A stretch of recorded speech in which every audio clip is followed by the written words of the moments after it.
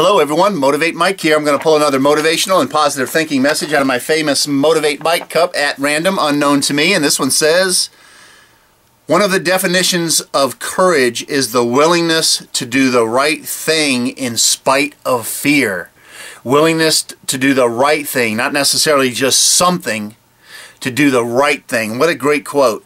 One of the definitions of courage is the willingness to do the right thing in spite of fear. You know, I think I've talked about a couple of these similar topics before. You know, the first thing I think about is, you know, you see somebody being mistreated, you know, whether it's somebody just being yelled at or somebody just taking advantage of them, or, you know, you see somebody being mistreated by another person, whether they're yelling or verbally abusing them or, you know, pushing and shoving them, or just whatever the case may be. It's the willingness to do the right thing in spite of fear, in spite of stepping in. And you got to be careful. You don't want to step in and get yourself in the middle of it and get hurt. You know, if there's physical violence going on, you don't want to do that. But you have to be smart. You have to use common sense. But that's the one of the definitions: in spite of fear, willingness to do the right thing in spite of fear. And that could just mean you hear somebody verbally abusing someone, and you don't really want to get involved because you're gonna, you know, that person might, you know, you might be,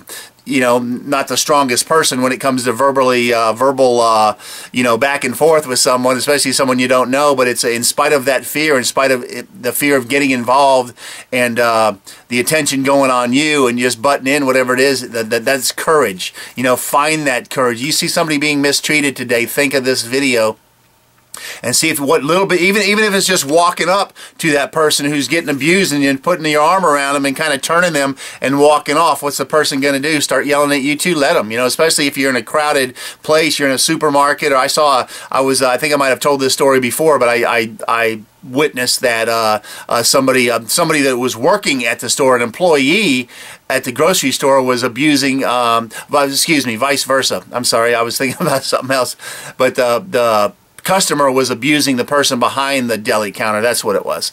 I kind of stepped in. I walked in front of the person and just kind of, you know, I didn't do a lot. I thought, you know, afterwards I should have done more, could have done more, but I did walk in front of the person just to block what they were saying. They kind of had to kind of lean around me and look around me, and I kind of got in his way a couple times. And I almost opened my mouth, because I'm the kind of person, once I do, if I'm mad enough to open my mouth, I'm gonna be there for a while. So I try to, I guess it was just depends on your mood, you know. So I kind of walked back and forth, just kind of calm the tried to get the guy to slow down a little bit who was yelling, and the lady behind the counter managed to walk off into the back room. So I think I created a diversion for her, but I think I could have done more, actually. But if you, with common sense, be willing to do the right thing in spite of fear.